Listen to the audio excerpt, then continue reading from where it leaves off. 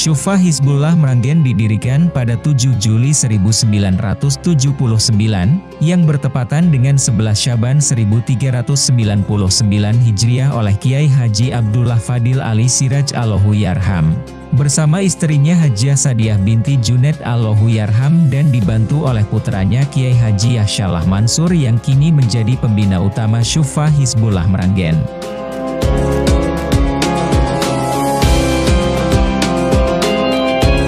Para santri mendapatkan pelajaran berupa Al-Quran, hadis, qawaidul lughah al-arabiyah, fikih, sejarah atau tarikh, tauhid, dakwah, diskusi, masa bakti ilmiah dan karya tulis ilmiah.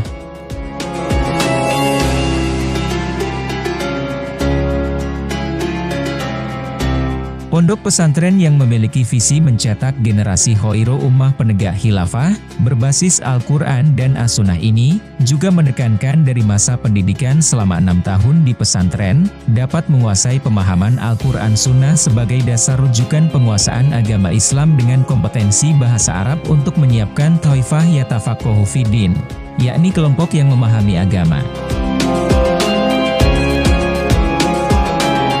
Awalnya dengan santri pertama berjumlah 8 orang yang sekarang banyak menjadi pimpinan pondok pesantren Al-Fatah di seluruh Indonesia, Kiai Haji Abdullah Fadil Ali Siraj atau biasa disapa Hafaz, mendirikan Syufah ini dengan tujuan untuk mengembangkan orang-orang alim di kalangan umat Islam saat ini.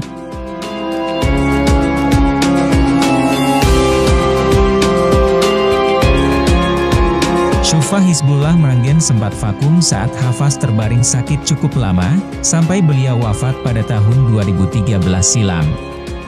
Setelah wafatnya pendiri dan perintis yang sangat berjasa tersebut, maka timbullah ide-ide baru dari para alumni Syufa Hizbullah Meranggen sendiri.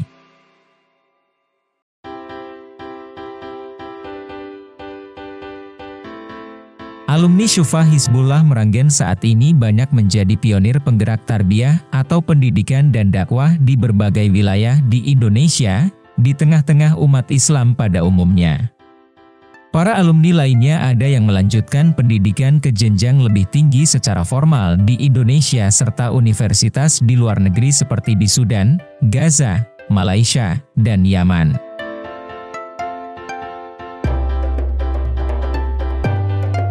Pendidikan Syufa Hizbullah Meranggen lebih menekankan untuk mengkaji kitab-kitab kuning. Sehingga diharapkan lulusannya akan menjadi generasi ahli kitab kuning yang alim pada generasi umat Islam mendatang. Adapun kegiatan belajar mengajarnya, menerapkan sistem mengaji bersama setiap selesai sholat, marosim atau apel bersama, dan kegiatan pembelajaran kitab yang lainnya.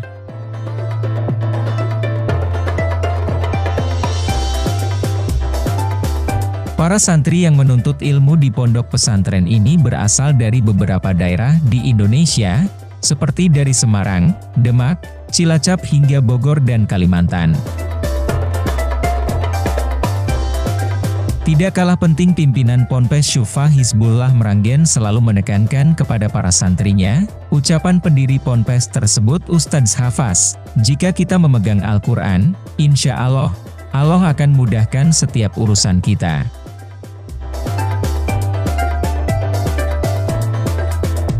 Untuk itu, bagi para orang tua yang menginginkan putra-putrinya bisa membaca Al-Quran dan kitab kuning dengan baik, alangkah baiknya jika mencoba menitipkannya di pondok pesantren Syufa Hizbullah Kali Tengah Meranggen ini.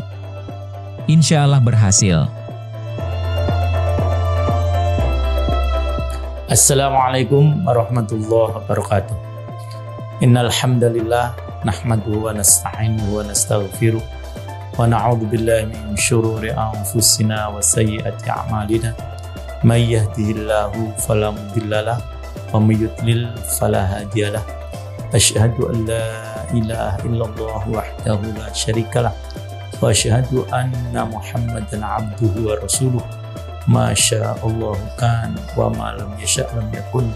La haula wa la quwwata illa billahil azim. Faqala ta'ala fi kitabil karim a'udzu billahi minasyaitonir rajim. Wal yakhshal ladina law taraku min khalfihim dzurriyyatan dhi'afan khawfu 'alaihim falyattaqullaha wa yaqulu qawlan sadida. Ikhwan, akhwat yang dimuliakan oleh Allah Subhanahu wa taala. Salah satu tugas dari orang tua adalah mendidik dan mempersiapkan generasi agar lebih baik lagi. Jangan sampai generasi setelah kita itu seperti yang digambarkan oleh Allah, mereka generasi yang lemah. Nah, kelemahan ini bisa meliputi satu kelemahan akidah, yang kedua kelemahan ilmu, yang ketiga kelemahan ekonomi, dan yang ketiga kelemahan fisik. Kelemahan-kelemahan ini insya Allah akan bisa diatasi dengan satu wasilah atau satu thariqah, satu jalan, yaitu tarbiyah atau pendidikan.